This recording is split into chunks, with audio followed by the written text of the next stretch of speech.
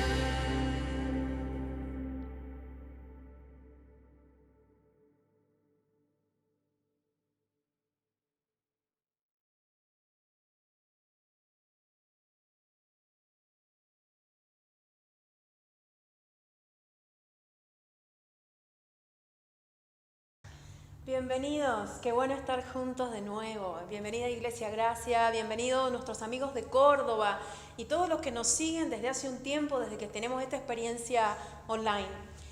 Quiero contarte un par de cosas antes de entrar en el tema. Lo primero es que estamos listos. ¿Estamos listos para qué? ¿Sabes qué? Estamos listos para reunirnos presencialmente, pero tal vez todavía no es el momento. Venimos charlando, venimos preparándonos. Tenemos todo lo que hay que tener. En cualquier momento nos vamos a volver a ver cara a cara. Lo que pasa en este tiempo es que todavía no es seguro. Cuando te digo que estamos listos, te digo que tenemos las autorizaciones, todas las medidas sanitarias, tenemos los 2 turnos, tenemos todo preparado para que cuando llegue el momento te puedas inscribir y asistir. Simplemente en este tiempo todavía hemos encontrado que no es seguro y te vamos a ir avisándote, te vamos a ir diciendo, te vas a enterar por medio de WhatsApp si realmente el próximo sábado o no nos volvemos a ver. Lo que quiero que sepas es que para nosotros cada sábado estamos pensando que el siguiente nos volvemos a ver. Y si no lo hiciéramos presencialmente, seguimos online. Quiero que sepas que también estamos trabajando para que esta experiencia online, una vez que tengamos la presencial, no termine, que podamos seguir juntos de este modo, los que estamos acá en Luján y los que están sumándose a nosotros desde otros lugares, porque seguimos creyendo que el Señor nos ha pedido expandirnos y nos está bendiciendo. Y pese a que todo esto ha sido tan extraño, te puedo asegurar que esto es una bendición de Dios tremenda. Así que gracias por estar ahí. Bienvenido de nuevo, te lo vuelvo a decir. Es hermoso volver a compartir juntos a través de este medio. Y ahora sí, directamente quiero entrar al mensaje. Vamos a trabajar juntos en una idea hermosa y que para mí fue algo realmente revelador de cómo Jesucristo impartía sus enseñanzas. Primero que nada, quiero que pensemos la situación actual. ¿Te acordás en aquellos primeros momentos cuando nos dijeron que nos teníamos que quedar aislados? Muchos de nosotros al otro día no sabíamos qué hacer y tal vez nos preguntábamos, ¿qué hago? ¿O será que no tendré que hacer nada? Recuerdo las noticias, algunos hasta entendieron que esto iba a ser muy corto, entonces había que aprovecharlo y se le ocurrió ir para el lado de la montaña, cruzar a Chile, otros se fueron para la playa, pensando que esto iba a terminar muy pronto, aún sin entender de qué se trataba todo. Muchos nos preguntamos en esos tiempos, ¿qué hago? ¿O será que no tengo que hacer nada? Si sos como yo, trabajás en una oficina, probablemente si no tenías las herramientas, los elementos para trabajar en casa, te los hicieron llegar. Seguramente ya estás trabajando en tu casa. Pero ese primer momento fue como de desconcierto, fue como no saber qué hacer. Y tal vez como la situación había cambiado de esa manera, pensaste como yo que bueno, tal vez no tenemos que hacer nada. Como te dije, vamos a basarnos en un mensaje especial, en un pasaje especial, que está en Mateo 9:35, pero vamos a leerlo continuado. Vamos a leer hasta el versículo 1 del capítulo 10 del mismo libro. Algo que descubrí es que es maravilloso leer todos estos versículos juntos, continuados, sin separarlo por el capítulo, porque cambia completamente la idea. Vos sabés que tuvieron en el siglo XIII la hermosa idea, porque la verdad que fue buenísimo, separar la Biblia en capítulos y versículos, porque ¿te imaginas lo que era dar una referencia? Lo que era decir, porque en alguna parte de la Biblia o en los escritos, como dice Jesús muchas veces, o mismo Pablo, en los escritos dice, y no saber dónde. Bueno, el tema de eso fue maravilloso, la verdad, nos permite dar referencia, inclusive un tiempo después, ya los rabinos llevaron esta idea para el Antiguo Testamento, porque organizaba. El tema es que a veces eso nos corta ideas. Ese es el único tema que yo estoy viendo. Y esta es la primera vez que lo que vamos a leer juntos, yo lo leí de corrido, sin separarlo. Y la verdad que le cambió absolutamente el sentido a la enseñanza de Jesús. Antes de ir ahí, quiero contarte un poco el contexto, desde dónde Jesús dice lo que dice en Mateo 9:35. El Señor Jesús venía de hacer un montón de cosas. Había estado de un lado del lago, toda la multitud se vino, se fue del otro del lado del lago y ahí es donde hace uno de los milagros más impresionantes. Él libera a un endemoniado. Luego se vuelve de ese lago y se encuentra con 2 paralíticos y los sana. En ese trayecto, está el llamamiento de Mateo. Mateo fue el discípulo más controversial tal vez, porque él pertenecía a un grupo que la verdad que los judíos no querían para nada, porque no sabía si se era de un lado o si estaba del otro, porque era un judío que trabajaba para los romanos, cobrándoles a los judíos sus impuestos, que eran tremendamente injustos. Entonces nadie realmente quería a las personas como Mateo. Entonces el Señor en ese momento lo ve y hace algo re loco, le dice: ven y seguime. Mateo, que ya lo venía conociendo, él venía siguiendo las multitudes, él ya sabía quién era este Mesías, o que se decía Mesías, todavía no lo conocía personalmente. Lo sigue y lo invita a su casa. Y el versículo específicamente dice que el Señor ese día se sentó a la mesa de más como Mateo y de gente de muy mala fama. Así que venía también Jesús, antes de esta historia que te voy a contar, de todos estos lugares. Luego, una gran discusión por el ayuno, porque en la casa de Mateo, justamente haciendo referencia a unos escritos que están en Oseas 6:6, el Señor les dice: a ver, fíjense qué dice Dios, qué dicen los escritos cuando habla de sacrificio y el ayuno o el verdadero ayuno. Una discusión tremenda, porque no solamente fueron los fariseos, vinieron también los seguidores de Juan el Bautista y lo increparon: Señor, ¿por qué ellos no hacen ayuno como hacemos nosotros y como hacen los fariseos? Una discusión tremenda. Luego de eso, viene el encargado de la sinagoga, su hija había muerto, y le dice: solamente si vos dijeras que se va a sanar, se va a sanar. Se sana, va en camino y viene una mujer que lo ve pasar, le toca el manto con la esperanza de sanar una hemorragia de años. Y el Señor la mira y le dice: mujer, tu fe te ha sanado. Luego va a la casa del encargado de la sinagoga y la niña, que parecía muerta, el Señor dice: no está muerta, duerme. Sale de la casa de la niña y vienen ciegos y se le acercan: Señor, por favor, queremos que nos sanes. Y entonces Él les pregunta: ¿ustedes realmente creen que yo puedo sanarlos? Y ellos le dicen que sí. Bueno, por tu fe te sea dado. Milagros de fe, todos estos últimos. Cuando termina de hacer este milagro, los fariseos, que también lo venían siguiendo, dicen: Él echa demonios y hace estas cosas no porque provenga de Dios, muy probablemente es porque provenga del diablo. La verdad que la jornada y las semanas para Jesús no venían siendo livianas, ¿no? Te digo, tanto trajeteo, tanta cosa. Y ocurre lo que yo te voy a leer. Hace como un resumen Mateo de todo lo que venía pasando. Y dice, yo lo voy a leer, está en Mateo 9:35. Jesús recorrió todas las ciudades y aldeas de esa región, enseñando en las sinagogas y anunciando la buena noticia acerca del reino. Y sanaba toda clase de enfermedades y dolencias. Cuando vio a las multitudes, les tuvo compasión porque estaban confundidas y desamparadas como ovejas sin pastor. Vamos a pararnos de a poquito en cada una de estas partes.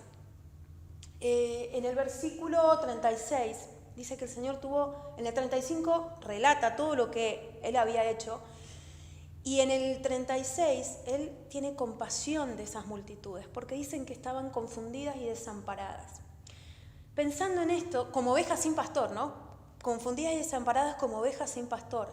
Y yo pensaba, solamente en ese resumen el Señor era el que sabía, el único que sabía, que Él se iba a ir, que no iba a estar en presencia para la otra hija de otra persona, para otros ciegos, para otros paralíticos, para otros endemoniados, que no siempre iba a estar en cuerpo, en presencia, para dar respuesta a los fariseos.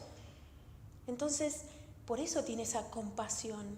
Y las ve, dice, veo esas multitudes y las veo confundidas y desamparadas como ovejas sin pastor. Luego dice, en el versículo 37, le dice a sus discípulos, le dijo: la cosecha es grande, pero los obreros son pocos. Parémonos en que le dice a los discípulos. Los discípulos son esos que tenían la vida hecha un desastre hasta que conocieron al Mesías. El Señor los trae a su trabajo, conocen algo maravilloso, y de las cosas complejas se ocupaba el Mesías, se ocupaba Jesús. Si venía una persona enferma, ellos sabían que el Señor algo iba a hacer. Si no había comida para las multitudes, el Señor algo iba a hacer. Y el Señor los mira y les dice: miren la cosecha que hay. Lo que pasa es que hay pocos obreros.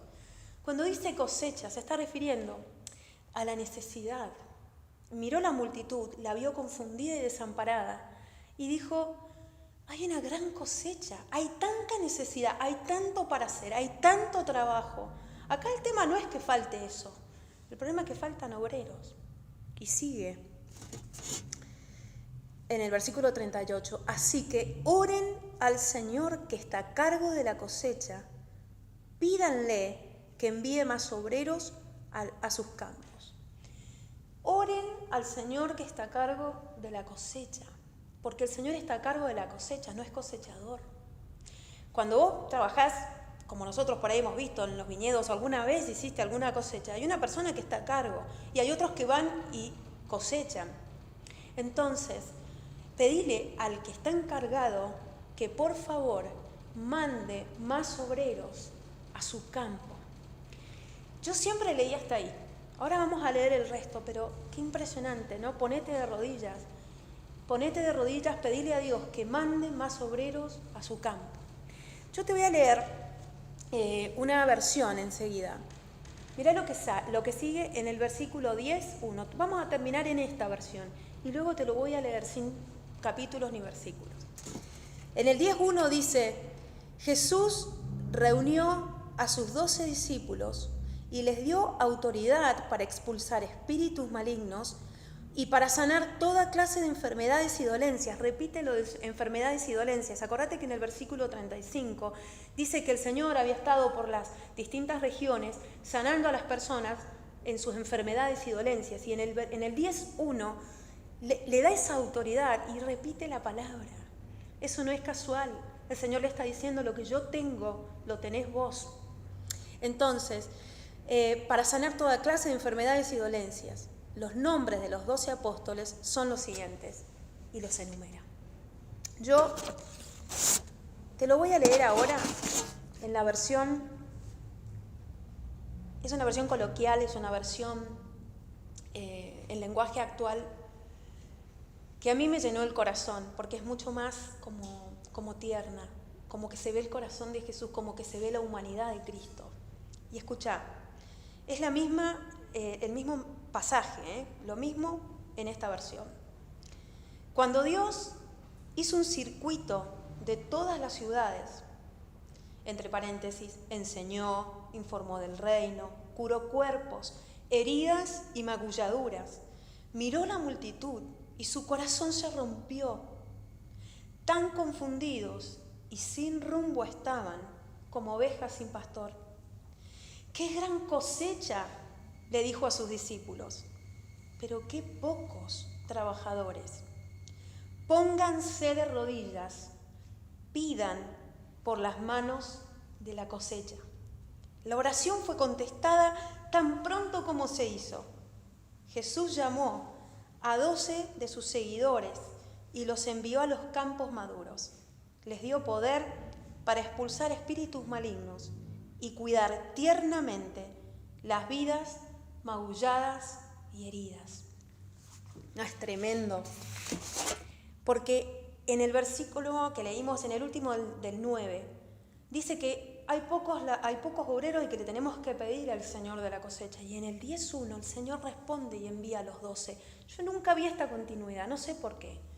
No lo leí junto, tal vez leí siempre hasta un versículo y después empecé el capítulo. Pero qué hermoso en la versión actual que dice: y la oración fue respondida, ni bien fue hecha. Y el Señor envía a los 12 discípulos y los nombra. Y los nombra, y te los voy a decir. Primero Simón, también llamado Pedro. Luego Andrés, el hermano de Pedro. Santiago, Juan, Felipe, Bartolomé, Tomás, Mateo, Santiago, Tadeo, Simón el celote, Judas Iscariote, quien después lo traicionaría. Y si estuviéramos hoy, diría Mariela, yo cuando leí toda esta lista, ¿sabés qué? Sentí que era como, ¿viste cuando en la escuela tomaban asistencia y vos tenías que decir presente? Simón, presente. Mateo, presente. Mariela, tu nombre. ¿Sabés qué? Cuando empecé a pensar en el nombre de este mensaje, primero pensé, digo, bueno, hay una primera parte. Señor, ¿qué hago en esta situación? La iglesia cambió de forma, de formato. ¿Será que no tengo que hacer nada? Entonces el mensaje podía llamarse, ¿qué hago? ¿Será que no tengo que hacer nada? Adelante un poco en mi desarrollo. Ya dije, Señor, tal vez puede ser presentes. Nosotros estamos presentes, pero ¿sabes qué? Me quedo con la versión actual, que dice, las manos de la cosecha. El Señor está buscando las manos de la cosecha. O sea, ve las multitudes, como en aquel tiempo, en este tiempo, ve la necesidad. Y el Señor dice, oren por las manos de la cosecha. Qué belleza verlo de esta manera. Yo quiero, tomando un poco lo que Ariel estuvo hablando de la Santa Cena pasada, ¿cómo hago yo para dar el presente? Es algo sencillo en este tiempo, pero tal vez alguien te llama. Y vos cuando te llaman, ¿qué le vas a decir? Ariel nos decía, ¿vas a repetir las noticias del diario o las noticias del noticiero? ¿O vas a decir las verdades de Dios? Yo quiero que sepas una cosa, vos sos uno de los obreros por lo que esta iglesia está orando y por los que el Señor pidió que oraran.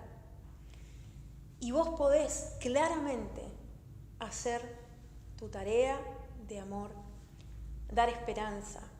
Mira, esta semana una persona en total desesperanza, porque no tenía las cosas prácticas para tener provisión, me decía su situación y yo le dije, sin repetirle el Salmo 23, porque no es una persona abierta a que yo le lea partes de la Biblia, le dije algo que es para mí vital. Dios, o sea, yo le dije, ya no le hablé de Dios, perdón, yo le dije, nada te va a faltar. ¿Sabés qué respalda eso? ¿Sabés cómo es que yo tengo autoridad? Primero porque a mí el Señor me ha dado la autoridad que Él tenía para hacer lo que Él hacía. La autoridad que tuve para decirle es el respaldo de la promesa. A mí me respalda la promesa, a vos te respalda la promesa. La esperanza, la paz, tienen que llegar. Nuestra gente pide a gritos, gente que se sienta esperanzada en el medio de la tormenta. La paz en el medio de la tormenta. Entonces vos podés perfectamente en este momento decir, bueno, pero ¿qué digo? Mira, tal vez no te voy a decir la palabra de Dios puntual, porque tal vez no estás abierto a eso. Pero lo que sí voy a hacer es yo saber que lo que te digo tiene respaldo de Dios. A vos nada te va a faltar. En el chat de mis amigas le dije, mientras nos tengamos a nosotras, nada te va a faltar, porque yo sé que a mí Dios no me va a hacer faltar nada y yo no voy a ver tu necesidad y a vos no te va a faltar nada, porque yo voy a estar ahí. Entonces, decisión, presente, seré manos de la cosecha. Yo voy a orar por eso, porque el Señor en este momento a vos te está llamando, te está diciendo, está viendo en esa esperanza que está en el versículo, lo que vos vas a poder hacer con lo que vos tenés hoy, en tu trabajo, por una llamada de teléfono, en un encuentro de Zoom, como fuere. Padre Celestial, te agradezco por lo que vos hacés y sos para nosotros, porque de esa misma manera vos harás y serás para nuestros queridos. Padre Celestial, en este momento oro por manos de la cosecha, Señor, porque la necesidad es mucha, la cosecha es grande. Señor, hay mucho por hacer. Papá, gracias por darnos la oportunidad. Gracias por confiar en nosotros. Gracias por ponernos en la lista y nombrarme y decir mi nombre. Y yo tener la oportunidad de decir presente. Gracias por vos en nuestra vida. Nos dejamos en tus manos. Amén. Que el Señor bendiga tu vida.